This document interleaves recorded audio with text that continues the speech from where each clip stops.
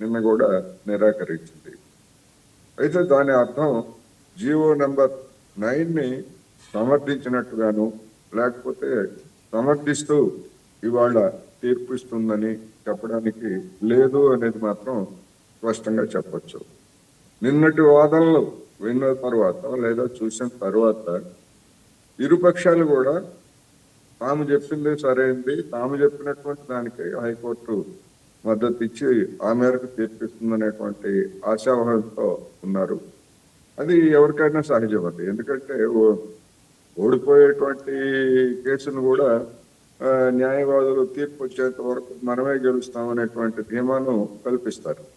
అటువంటిది న్యాయ నిపుణులుగాను లేకపోతే ఉద్దండులుగా ఉన్నటువంటి అనేక మంది రెండు పక్షాలలో తమ వాదనలను బలంగా వినిపించారు. వాటిని ఇంకా కొనసాగించేటువంటి పరిస్థితి ఇవాళ కూడా ఉన్నది కనుక అంతిమంగా ఏం చెప్తుంది ఏమిటి అనేటువంటిది మనం చూడాలి.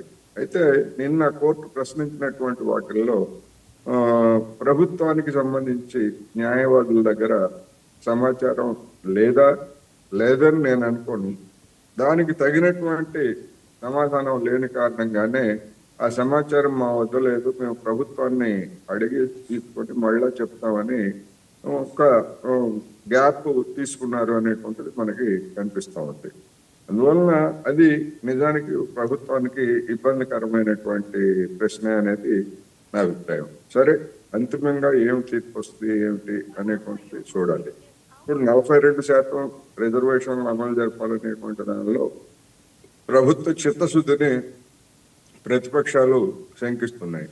అందువల్ల నిజానికి ప్రతిపక్షాలు చేసినటువంటి దాన్ని పట్టించుకోవాలా లేకపోతే ఏమిటి? ఎందుకంటే ఇప్పటి వరకు ప్రపంచంలో ఎక్కడ చిత్తశుద్ధి కానీ లేదా దుష్టబుద్ధి కానీ అది ఆ విధంగా వ్యవహరిస్తున్నారని స్కాన్ చేసి నిర్ధారించేటువంటి పరీక్షలు కానీ అలాంటివి ఏవి లేవు కనుక ఇప్పటి వరకు ప్రభుత్వం అనేక విధాలుగా 42% అమలు జరపడానికి ప్రయత్నించింది అనేటువంటి అభిప్రాయం జనంలో ఉన్నది.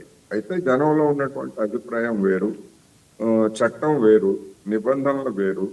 వాటిని న్యాయ వ్యవస్థలు చూసేటువంటి తీరుతనం కూడా భిన్నంగా ఉండేటువంటి అవకాశం ఉంది కనుక ఏ విధమైనటువంటి తీర్పు వస్తుంది అనేది ఇవాళ సాయంత్రం వరకు వెయిట్ చేయాల్సి వస్తుంది.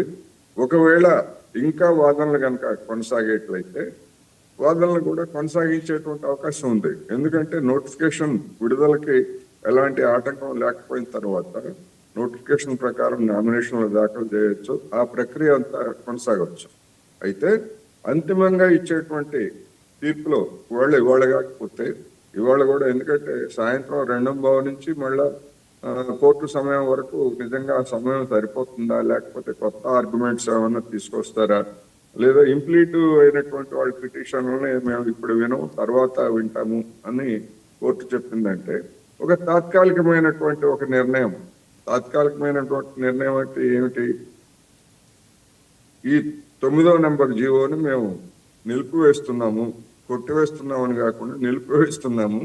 ఫైనల్ గా అందరి వాదనలు విన్న తర్వాత దాని మీద ఒక నిర్ణయం తీసుకుంటామని కనుక కోర్టు చెప్తే పరిస్థితి ఏమిటి అనేటువంటిది జనం ముందు ఉన్నటువంటి ఒక ఆలోచన. అందువలన మరి నిలిపివేస్తే ఈ షెడ్యూల్ అనేటువంటిది చెల్లుబాటు కాదు. అనివార్యంగా వేసినటువంటి నామినేషన్లు కానీ లేదా ఆ ప్రక్రియ అంతా కూడా రద్దయ్యేటువంటి పరిస్థితి ఉన్నది. అందుకని అభ్యర్థుల్లోనూ ప్రభుత్వంలోనూ ప్రతిపక్షాల్లోనూ యావత్తు తెలంగాణ సమాజంలో కూడా ఈ విధమైనటువంటి రకరకాల అనుమానాలు గందరగోళాలు ఉన్నటువంటి ఈ పరిస్థితికి ఏ విధంగా తెరబడుతుంది అనేటువంటిది ఆసక్తి కలిగించేటువంటి అంశం.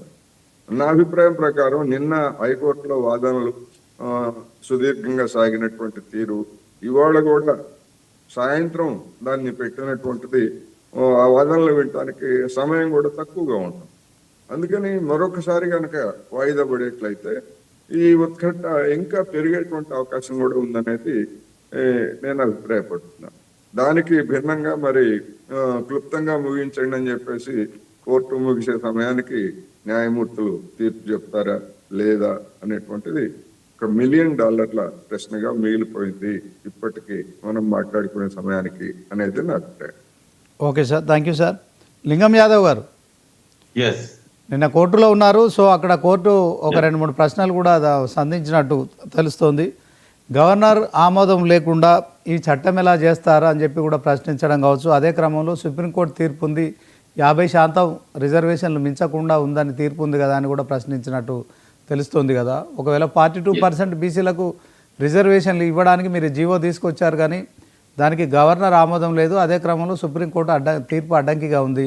సో దీంట్లో ఎస్సీలకు, ఎస్టీలకు వాళ్ళకు 20